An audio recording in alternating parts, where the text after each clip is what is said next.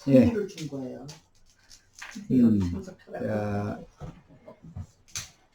요한복음 3장 13절에 대한 설명을 대충 했고, 하늘에서 내려온 자, 곧 하늘에 있는 이 자 외에는 하늘에 올라간 자가 없느니라. 이 말은 예루살렘 신전에서 니고데모와 거듭남에 관한 말씀을 하시는 중에 하신 말씀이에요. 사람이 거듭나면 예수와 함께 하늘에 올라가게 되는 거예요.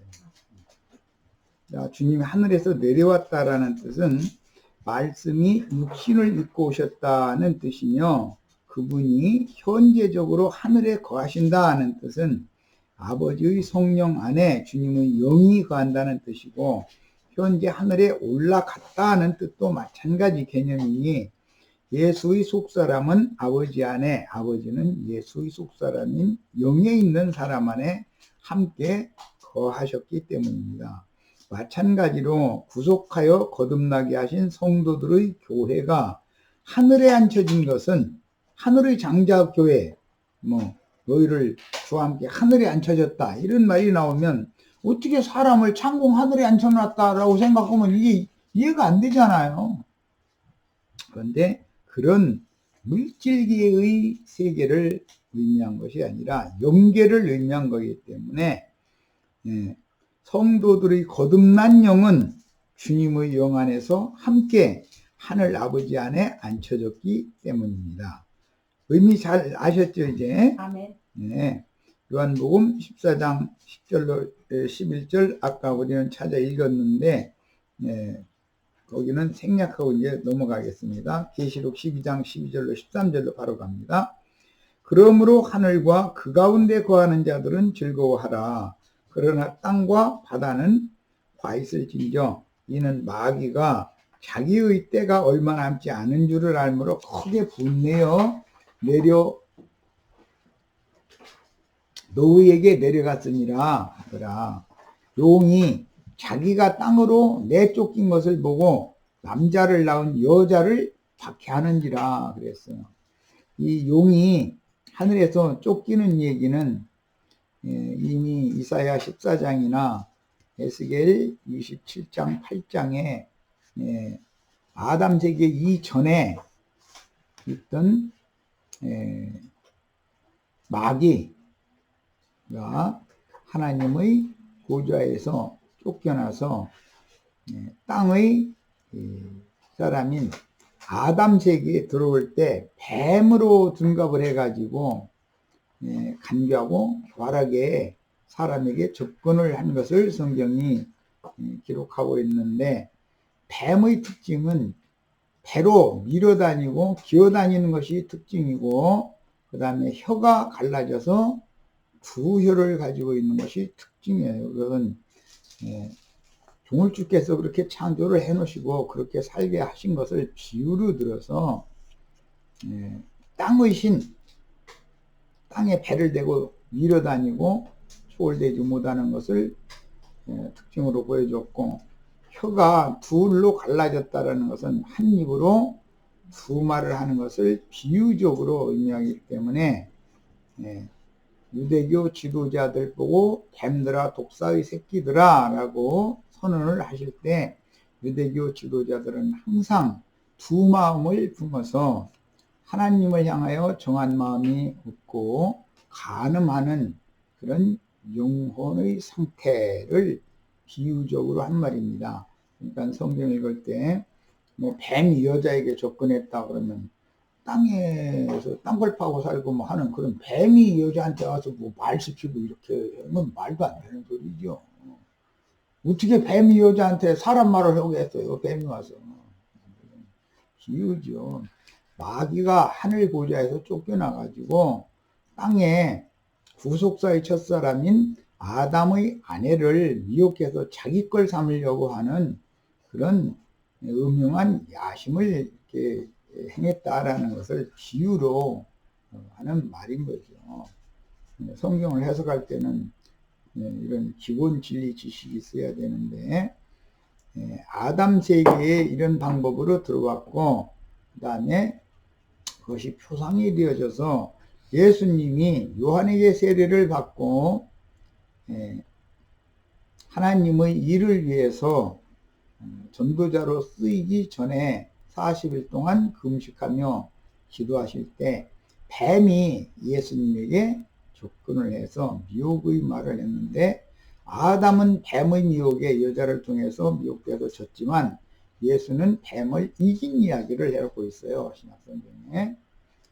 첫 아담은 땅의 사람이기 때문에 질 수밖에 없었지만, 둘째 아담이며 마지막 아담인 예수 그리스도는 뱀의 유혹을 능히 이길 수가 있었다라는 것을 보여주는 거예요. 그 이기신 주님이 오늘 우리 형제 자매님들과도 함께 계시기 때문에 형제 자매님들도 이기는 자가 되게 하기 위해서 뱀의 유혹을 다 물리쳐 주실 수가 있어요. 아멘. 이것은 결국은 진리의 말씀으로 인해서 진리의 지식이 명확해지면 어떤 미혹도 미혹당할 필요가 없는 거죠.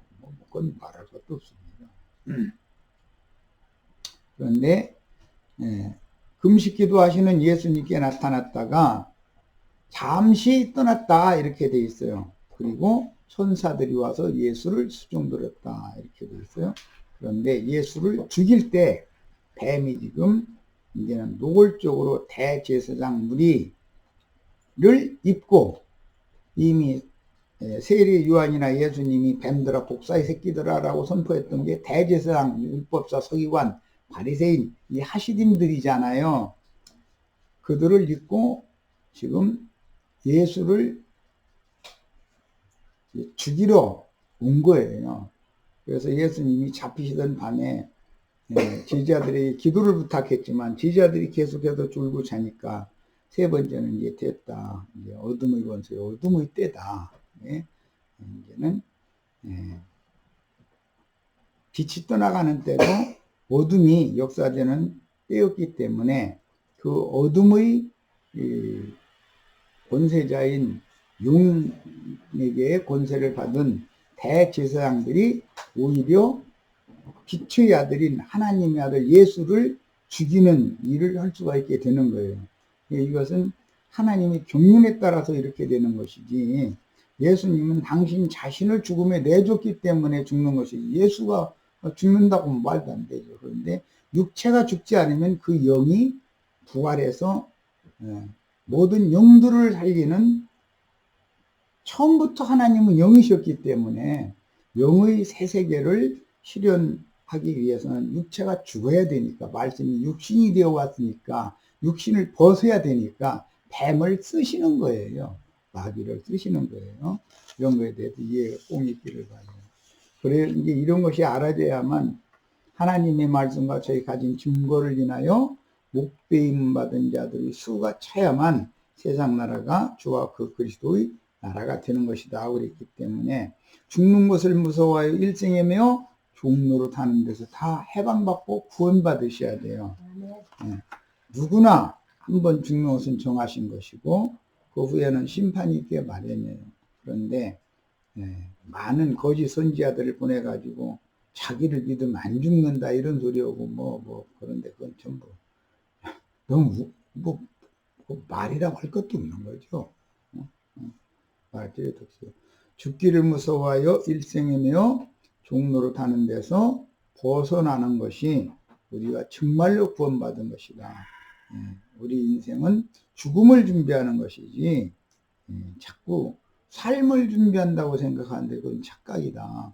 태어나서 시간이 지나면 지날수록 죽음의 날이 가까워지는 것이지 사는 날이 가까워지는 것이 아닙니다.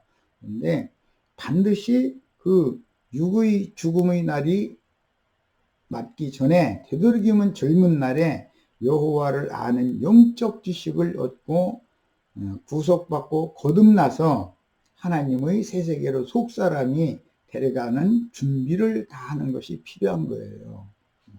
지금 한 말은 요약적으로 말했지만 매우 중요한 말을 했어요. 자, 땅의 짐승들에 대하여 참조할 성경 구절 인용을 보겠습니다. 계시록 6장 8절부터 이제 읽어나갑니다. 계시록 6장 8절에서 11절까지를 함께 읽습니다. 지금 조금 전에 내가 인용한 말이에요.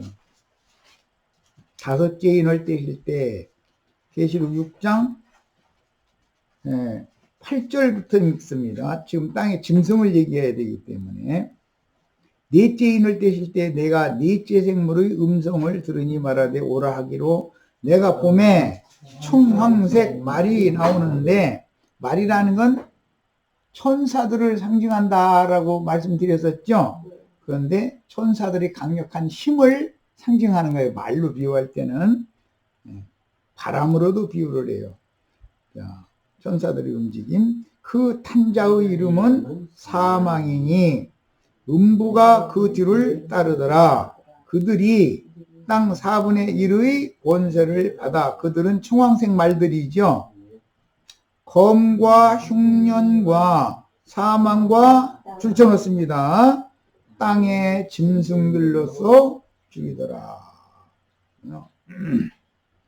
땅 4분의 1을 해코지하는 권세를 가졌는데 땅의 짐승들을 동원해서 진실한 믿는 이들을 죽인다 이런 말이에요. 그러면 땅의 짐승들이라는 게 무슨 사자나 뭐 표범이나 곰이나 이런 것이 인류 4분의 1을 죽인다 그 말은 아닐 거 아니에요. 바다의 짐승은 예수님 때에는 로마 황제고 황제의 대리권자인 빌라도가 바다 짐승이에요. 그런데 땅의 짐승은 예수를 모함해서 죽이는 팔레스타인 땅의 기득권자들이다 이거예요. 대제사장 무리가 땅의 짐승들이다 이거예요. 자, 오늘날 땅의 짐승들은 목사님들이죠. 바다 짐승들은 여기 트 아저씨, 푸 아저씨 뭐 이제 이런 분들이에요. 우리나라는 문 아저씨 이런 분들이 바다 짐승들이에요. 바다 짐승 열뿔들이에요. 그런데 바다 짐승의 대표는 여기 백악관에 앉아 계신 트 아저씨죠. 자, 다섯째 인을 떼실 때 땅의 짐승으로 죽이는 자들이 누군가 보는 거예요.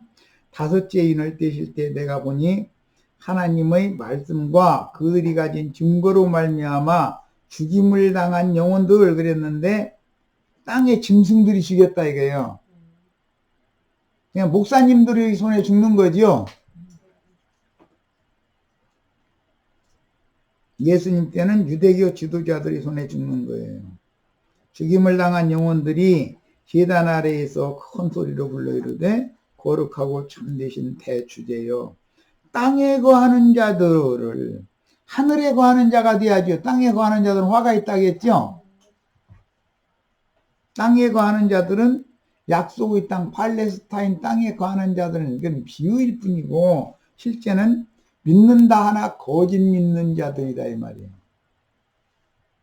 불신자들은 바다에 거하는 자들이라고 그러기 때문에 땅에 거하는 자들을 심판하여 그러니까 거짓 믿는 이들을 큰 음욕교회를 심판하여 우리의 피를 갚아주지 아니하시기를 그러니까 증인들은 땅의 짐승들이 죽였는데 이 땅의 짐승들은 계시록 17장에 많은 물이 앉은 큰 음녀의 7머리들은 땅의 왕족들이다 이렇게 돼 있죠. 그들은 7머리들이더라 그랬어요. 온 땅의 기독교계의 우두머리급들이죠. 성경은 어떤 흐름을 따라 정확한 해석을 해야 되는 거예요. 그런데 땅에 거하는 자들을 심판하여 우리 피를 갚아주지 아니하시기를 예수님과 사도들과 증인들이에요. 이제 짐승들에게 죽임을 당했어요. 어느 때까지 하려 하시나이까 하니 각각 그들에게 흰 두루마기를 주시며 이르시되 아직 잠시 동안 시대에 그들의 공무종들과 형제들도 자기처럼 죽임을 당하여 자기처럼 죽임 당한다는 건 하나님의 말씀과 그들이 가진 증거로 말미암아 짐승들이 땅의 짐승들이 죽임 당하는 걸 말하는 거죠. 큰 음녀의 7머리들 땅의 왕족들에게 죽임 당하는 거예요. 그 수가 차기까지 하라 하시더라. 그러니까 우리 형제 자매님들은 진리를 증거하면 땅의 짐승들이 가만 놔두지 않을 것이다 라는 것을 알고 계셔야 되고 기뻐하시기를 바라요. 아멘. 하나님의 말씀과 저희 가진 증거를 인하여 땅의 짐승들에게 죽임을 당하는 것이 예수님이 팔레스타인 땅의 기득권자들에게 죽임을 당하는 것이 이 육의 장막을 벗고 그 영혼이 아버지께로 가는 수단이죠. 우리가 아버지께로 가는 것이 우리 목적이죠. 아멘. 가고 싶으면 그러면 첫 장막을 벗겨줄 땅의 짐승들을 보내주시는 것이 좋은 일이네. 그러니까 아멘. 확실해요? 아멘. 네. 아멘 했으니까 책임지세요. 아멘. 서자매님은 아직 떨리는지 대답을 잘 못하고 있고 떠시지 마세요. 떨지 마세요. 담배하세요. 담배하면 나 죽여달라고 하는 사람은 함부로 묻어는 거예요. 그런데 죽을까 두려워하는 사람들은 엎어놓는 거예요. 그러니 엄포당하시지 마세요. 나 좀 제발 좀 죽여다고, 나 하나님 품에 가는 게 다 원이다 이러시면은 죽여주도 않고 속썩이긴 하겠지만 죽여주도 부디요. 자, 계시록 11장으로 갑니다. 그렇게 죽임당한 사람의 대표가 계시록 11장에 나온 두 증인이죠.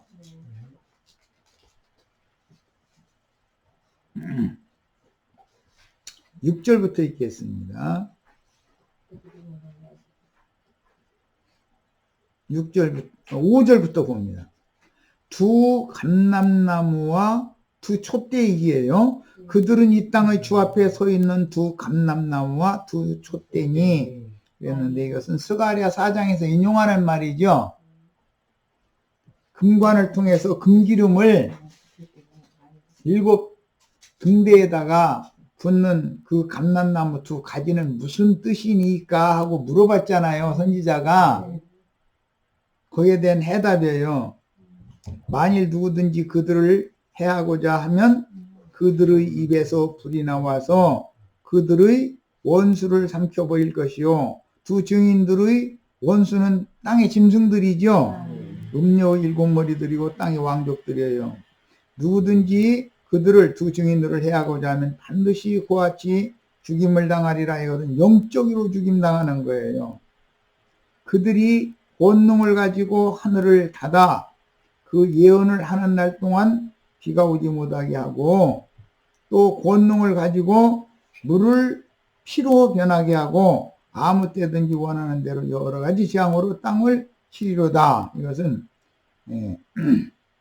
출애굽기 10장에서 모세가 행한 이적에 나오는 말이죠. 그들이 그 증언을 마칠 때에 무적행으로부터 올라오는 짐승이, 이 짐승이 땅의 짐승이에요. 그들과 더불어 전쟁을 일으켜 무슨 전쟁이 있겠어요? 영적 전쟁이죠. 진리 싸움이죠. 그들을 이기고 예수를 오히려 유대인들이 이겼죠. 유대교 지도자들이 지금 그 짓으로 이기는 거잖아요. 그들을 증인들도 그렇게 죽이는 거예요. 그들을 죽일 터인즉 그들의 시체가 큰 성길에 있으니 이 큰 성은 큰 성 바벨론 세상교회를 상징한 말이에요. 큰 성은 영적으로 하면 소돔이라고도 하고 애굽이라고도 하니 곧 그들의 주께서 십자가에 못 박히신 곳이다. 실제로 역사상에 십자가에 못 박히신 곳은 해골의 곳이라고 하는 골고다 언덕에서 못 박혀 죽으셨죠. 그런데 그것을 영적으로 해석하면은 애굽이라고도 하는, 애굽은 세상을 상징하는 거예요. 소돔이라고 해요. 소돔이라는 것은 음란한 교회, 세상 교회를 상징하는 거예요. 야, 거기에서 죽는다는 거예요. 그 수가 차야만 세상 나라가 주와 그 그리스도의 나라가 된다는 것이 예언이에요.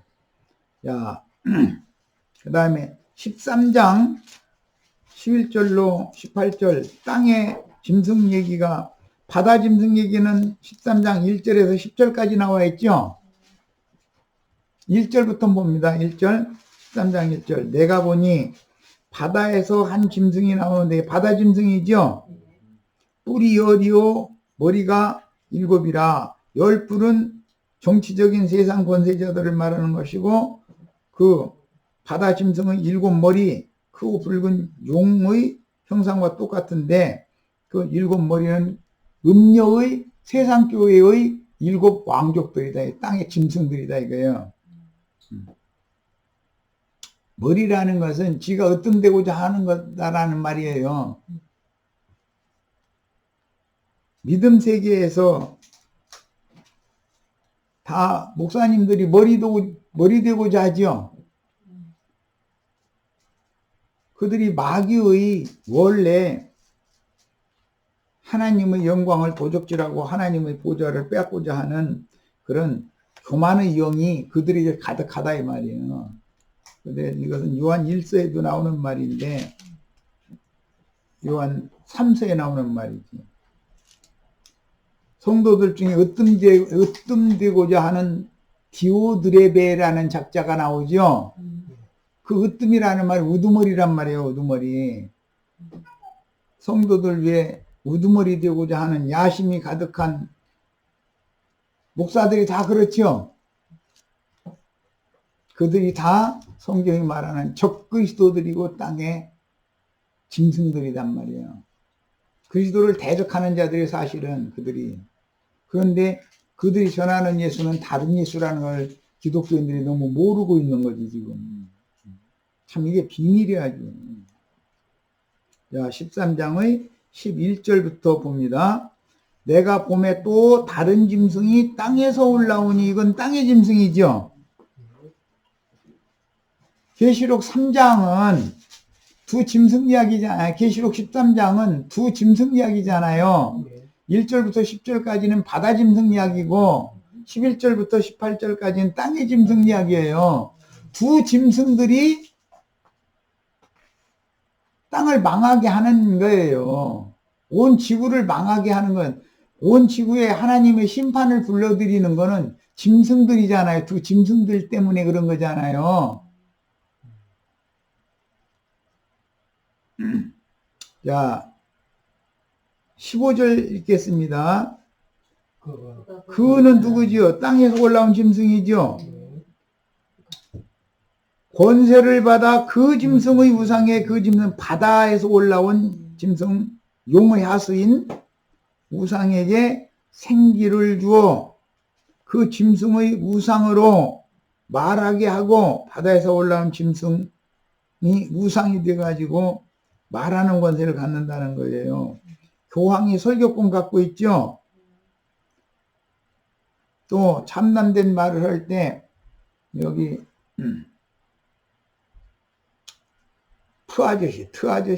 트아저씨구나. 백악관에 계신 트아저씨가 전 세계 경기를 자기가 막 상승시켜 주겠다느니, 다 생활을 잘 살게 해주겠다느니, 그게 다 용처럼 거짓말하는 말이죠. 자기 능력으로 그게 돼요? 하나님이 그렇게 하게 하시면 하는 거고, 하나님이 안 되게 하면 안 되는 거죠. 그런데 그럼 그 속에 하나님을 무시한다, 하나님을 경유한다. 내가 대통령 되면 대한민국 부자 되게 만들겠다 하면은 하나님을 경유하는 사람이요, 하나님이 자기 발 아래에 있는 사람이요. 내가 지금 뭔 말인지 아시겠죠? 참남된 말은 그렇게 하는 거예요. 큰 말 하는 입을 용으로부터 받았다고 돼 있어요. 용한테 받은 거다, 이게 용한테. 옛날에 중국의 그 황제를, 그 황제가 다스리는 그 보좌를 용상이라고 그러잖아요. 용상. 네. 용의 걸상이, 용이 준 걸상이다 이거예요. 거기 앉아서 다스리라고. 그렇게 믿었던 거예요. 그런데 성경에도 그 얘기가 나오는 거예요. 이런 치리권 다스리는 세상 나라의 치리권이나 세상 종교계를 다스리는 권세는 다 용이 그에게 권세를 준 거예요. 2절 보겠습니다. 2절 13장 2절 내가 본 짐승은 표범과 비슷하고 그 발은 곰의 발 같고 그 입은 사자 입 같은데 용이 자기의 능력과 권좌와 큰 권세를 주더라 그랬잖아요. 트 아저씨, 문 아저씨 누구한테 권세 받았어요? 들으면 기분 나쁠지 모르지만 모르니까 아닌 사람들은 내가 얘기해도 모르니까 상관없죠. 성경에 기록된 말씀이 맞죠? 용에게 권세를 받아. 용은 세상 신이잖아요. 그러니까 세상 권세를 받는 거예요. 예수님은 하늘과 땅의 모든 권세를 하늘 아버지께서 내게 맡기셨으니 내가 너희에게 지자들에게 준다 그랬잖아요. 예수님도 권세를 받아가지고 오셨어요. 성령께서. 성령은 살려주는 권세지만 그죠? 용이 주는 권세를 받으면 사람을 죽이는 권세라는 거잖아요. 자, 이제 15절로 읽습니다. 그가 권세를 받아 짐승의 우상에게 짐승의 우상에게 생기를 주어 그 짐승의 우상으로 말하게 하고 또 짐승의 우상에 경배하지 아니하는 자는 줄쳐놓습니다. 몇이든지 다 죽이게 하더라. 그러니까 오래 살고 싶어도 진실된 신앙을 지키려고 하면 죽여주는 자가 생기겠죠. 다 죽이는 중에는 들어갈 거 아니요. 어쨌든 다 죽이니까 신앙을 끝까지 진실된 신앙을 지키려고 하면은 살아남을 수는 없다는 말이잖아요. 지금 자 이제 계시록 14장으로 갑니다. 13절부터 봅니다. 또 내가 들으니 하늘에서 음성이 나서 이르되 기록하라. 지금 이후로 주 안에서 죽는 자들은 복이 있도다. 그러니까 짐승이 죽이기 시작하는 때가 오는데 예수님의 말씀에는 전에도 없고 후에도 없는 큰 환란의 때다 그리고 짐승 때단 말이야. 마지막 한 일의 후반부를 말하는 거예요. 네. 그 지금 이후로 주 안에서 죽는 자들이 복이 있다 그랬는데 짐승의 우상에게 경배하지 않는 자는 몇이든지 다 죽인다 그랬으니까 짐승의 우상에게 경배하지 아니하므로 죽임당하는 자는 복이 있다. 사실 그 말이죠.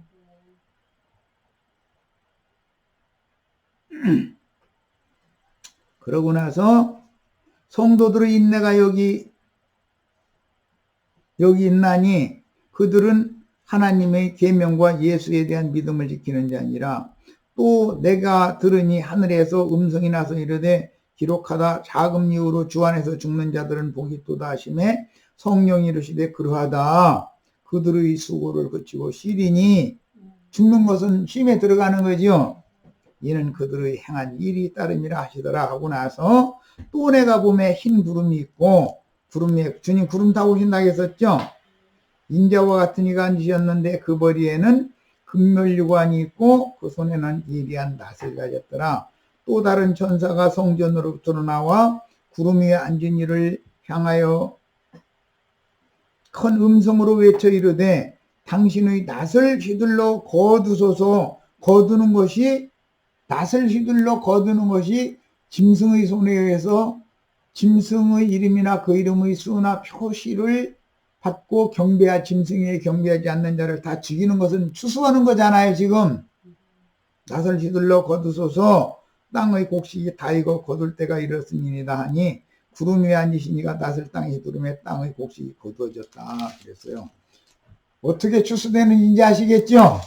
이것을 추구하는 사람들이 우리는 어떠한 죽음으로 하나님께 영광을 돌릴 것이냐를 추구하는 사람이지 세상에서 부자로 잘 먹고 잘 살다가 죽어서 뿅 천당 가는 걸 추구하는 사람들이 아니에요. 그런 것은 성경에 있지도 않고 네. 진리를 모르면은 사람이 엉뚱날 수가 있다는 걸 알겠죠 이제. 자, 자료로 다시 돌아갑니다. 우리는 죽는 것을 추구하는 사람들이에요. 그런데 개죽음으로 죽는 게 아니라 하나님의 말씀을 저희 가진 증거를 인하여 목배임을 받은 자가 되어져서 이기는 자로 주님 앞에 스능 죽음, 즉 베드로에게 그 어떠한 죽음으로 하나님께 영광을 돌릴 것을 미리 말씀하신 것이다 그랬는데, 베드로가 어떠한 죽음으로 하나님께 영광을 돌린 것처럼 우리도 그렇게 죽는 걸 추구한다 이 말이에요. 말씀 전하다가 죽어야 되겠죠 이제. 그래서 이런 문제를 정확하게 분별할 필요가 있어요. 자, 그 다음에 무적행의 사자들은, 무적행이라는 영들이 옥인데 필라케라는 용어 여러 번 내가 했는데 우리 제들 자세히 들어야 돼요. 들짐승 중에 가장 간교한 뱀의 후손들이며 예루살렘의 종교 지도자들이므로 그들의 영은 오늘날의 큰 성 바벨론이라 칭하는 큰 음녀의 7 머리들인 땅의 7 왕족들로서 기독교계의 지도자들로 실현이 되는데, 그들의 특징은 2가지예요. 한 가지는 발람의 교훈을 가르쳐요. 발람은 특징이 뭐냐? 삭슬 위하여 어그러진 길로 올려가는 특징이 있어요. 어떻게든지 해서 목회를 시작을 하는 목적은 사실은 전도를 위해서 한다고 하지만 그것은 위선이고 실제로는 그것이 비즈니스예요. 돈을 버는 것이 목적이에요. 예수 이름 팔아서 돈 버는 사람이 대표가 누구죠? 가룟 유다였죠. 예. 예수 이름 팔아서 돈벌이 쓰잖아요. 오늘날 목사들이 자기네들이 가룟 유다의 영을 받아서 그렇다는 걸 꿈이나 생각해요?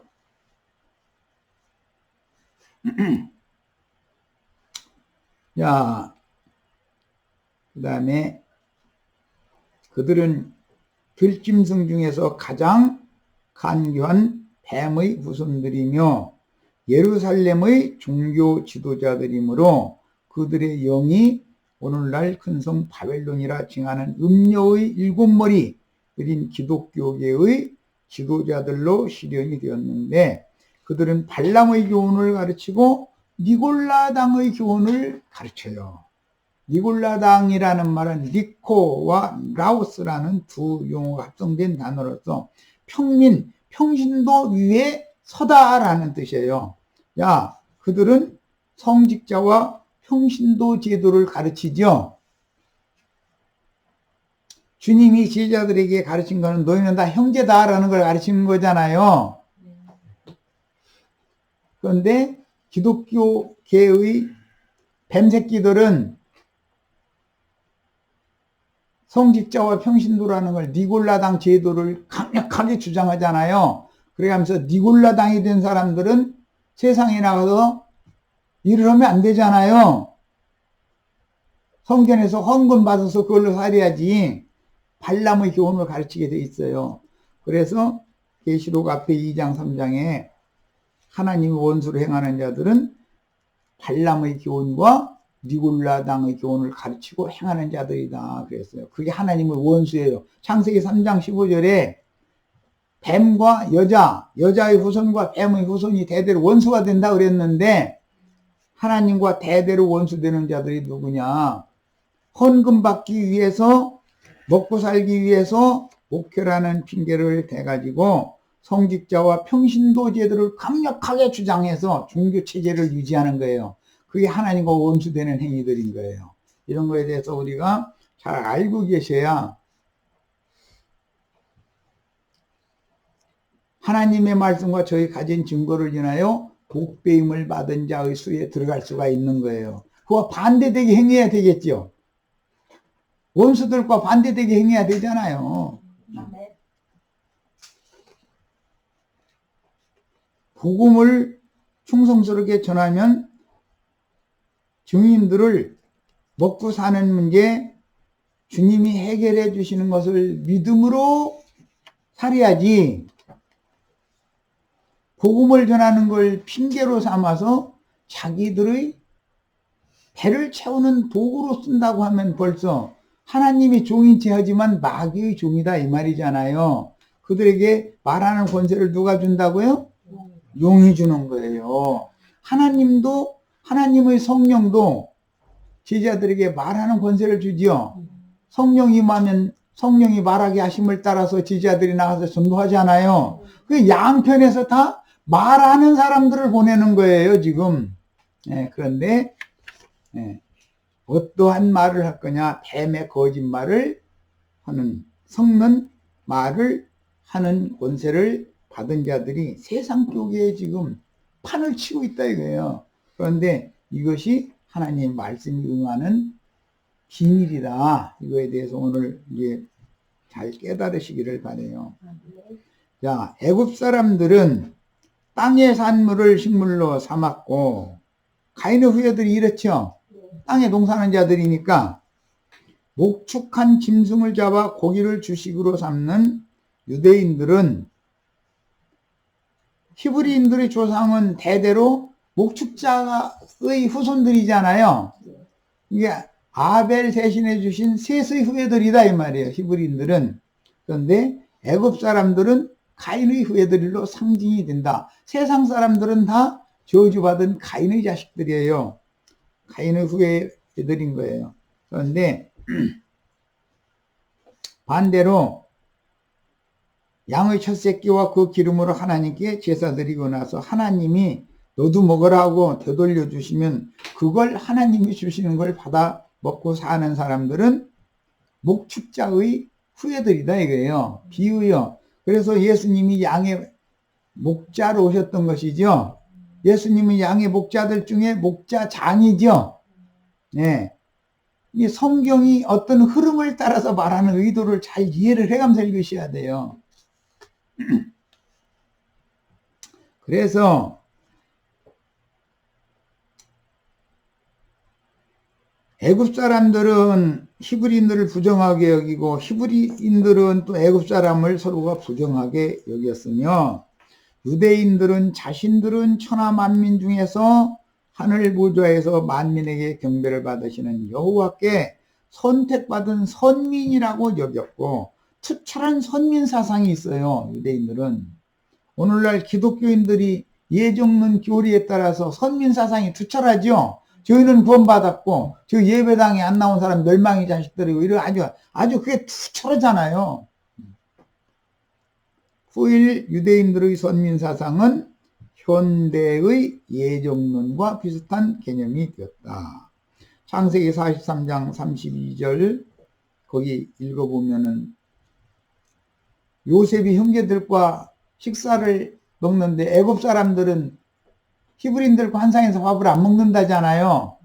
히브리인들도 애굽 사람들 부정하게 여기기 때문에 한 상에 밥을 안 먹어요. 이 말씀이 오늘 요한복음 18장 우리가 읽은 28절로 32절 사이에 유대인의 영절을 지킬 때 유대인들은 이방인인 빌라도를 접촉하지 않고 절기를 유월절을 먹기 위해서 빌라도의 뜰에는 들어가지를 않더라는 거예요. 않고 문 밖에 서서 예수만 들여보내고 이 사람 죽여달라고 송사를 한 거예요. 그러니까 유대인들이 관습을 아는 빌라도가 자기 권좌에 앉아서 재판하는 것이 아니라 백성들을 만나러 문 앞에 가가지고서 재판을 하는 거예요. 참 무엇 놈의 재판장이 왔다리 갔다리 해가면서 방청석에 왔다 판사석에 갔다 지금 그러는 중이에요. 한번 상상해 보세요. 이것이 벌써 재판 자체가 불법이라는 걸 말하는 것이죠. 아니 판사가 판사석에 앉아서 재판을 해야지 방청석으로 내려왔다 판사석으로 올라갔다 그게 말이 돼요. 그런데 그 짓을 했다는 거 예수 죽일 때는. 그런데 다 꿍꿍이 속이 있어서 서로가 그러는 거거든요. 자,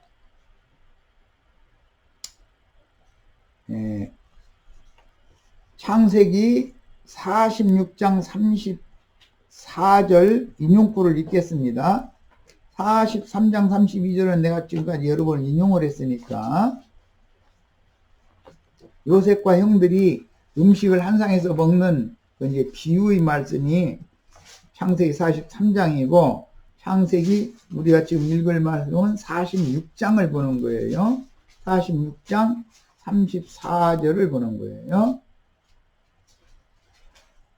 당신들은 이르기를 주의 종들은 어렸을 때부터 지금까지 목축하는 자들이온데 바로 앞에 섰을 때 너희 직업이 뭐냐 하고 물어보니까 우린 조상 대대로 목축자의 후손입니다 그랬죠. 그 얘기를 하는 바람에 고센 땅 농사하기에 적합하지 않고 목축하기에나 필요한 들풀이 잡초가 나는 땅에 고센 땅에 살게 해놓은 거예요. 이해하셨어요? 예. 목축하는 자들이온데 우리와 우리 선주가 다 그러하니다 하소서.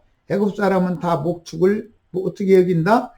가증 여기나니 당신들은 고센 땅에 살게 되리라. 이 고센 땅은 목축하기에 좋은 땅이라는 뜻이에요. 델타라고 하는 애굽 하수의 그 삼각주 그 지역은 농사하기에 좋은 땅이라는 뜻이에요. 그런 게 땅에 농사하는 자의 자손은 카인의 후예겠죠. 목축자의 자손은 아벨 대신해 주신 셋의 후예겠죠. 이것이 비유로 이렇게 나타나는 일이다 이거예요. 자, 그 다음에 이제 자료 말씀으로 다시 돌아갑니다. 출애굽기 8장 26절도 인용했는데 그때 모세가 똑같은 얘기를 한 거예요. 그것을 지금 내가 이미 창세기에서부터 카인의 후예와 아벨 대신해 주신 셋의 후예는 신앙에 있어서 두 노선을 걷게 돼 있다. 그리고 계시록에서 순교당할 자들과 무지한 피를 흘리는 자들이 노선으로 딱 계시록에 가서 완성이 되어지는 얘기를 하는 거예요. 성경 읽을 때는 이렇게 성경의 어떤 흐름을 따라서 잘 이해가면서 읽을 줄 알아야 돼요.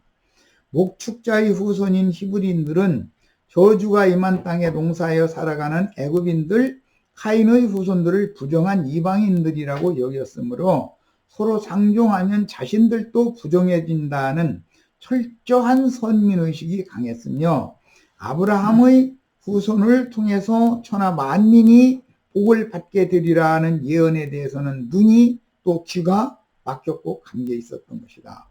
자, 창세기 18장 18절부터 몇 절 읽고 마치겠습니다. 창세기 18장 18절 아브라함에게 약속하시는 말씀이죠. 창세기 18장 18절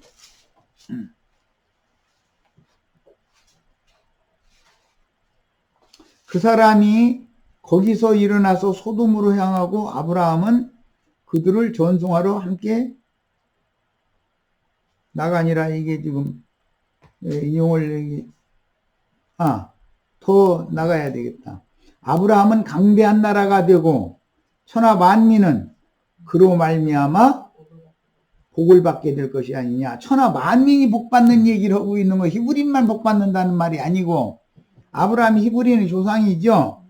그런데 하나님이 약속이요 이게. 그래서 예수님이 복음을 전하러 제자들을 보낼 때는 히브리인들에게만 육신으로 오셨던 예수는 이방인에게 보내심을 받은 것이 아니라 율법을 이루러 왔어야 했기 때문에 유대인들에게 보냄을 받아서 전도를 했어요.